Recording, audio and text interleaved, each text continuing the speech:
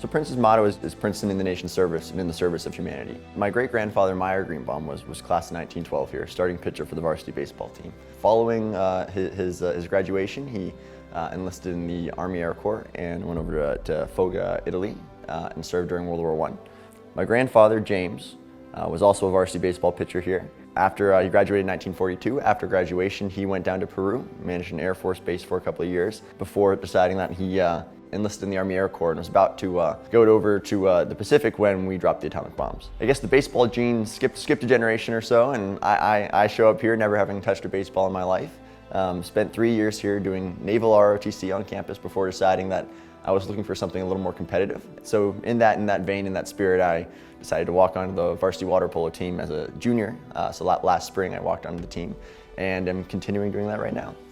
He came on board, and from the get-go, he was a motivated guy. He was a guy that never knew how to give up. He was a guy that was motivating others just by his actions completely. And now he's turned into the guy that if they have a problem outside of the water, he's one of the first guys that they really go to, even now. And he's dedicated himself to this cause from the get-go, from the time he started in the spring. And my attitude in the spring was always, if I like this, I'll stay with it. If I don't like it, I won't come back in the fall. But what kept me coming back, but why I came back this fall was the guys, was the 21 guys we got on the team, this family, this brotherhood. The military service is a big part. It was a big part of my life. Dad growing up 30 years in the Navy, and it's a big part of I think the Princeton way too. Over the years, there's tons of people that have gone through it.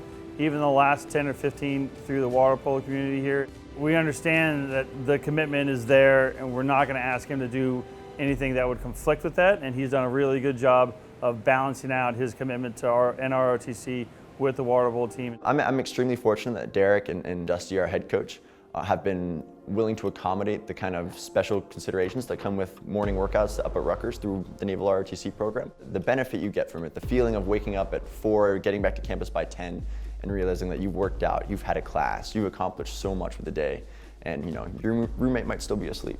So that's definitely a feeling I really enjoy. So without them, without their support, I really wouldn't be able to do what I do.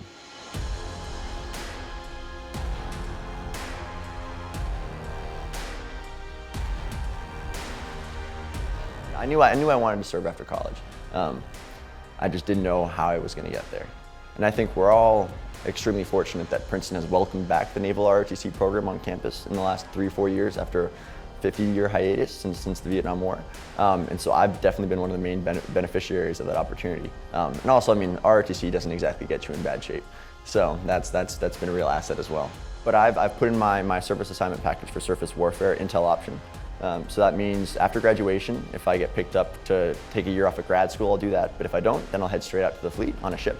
Hopefully a destroyer, hopefully out of some foreign port, either Japan or Spain.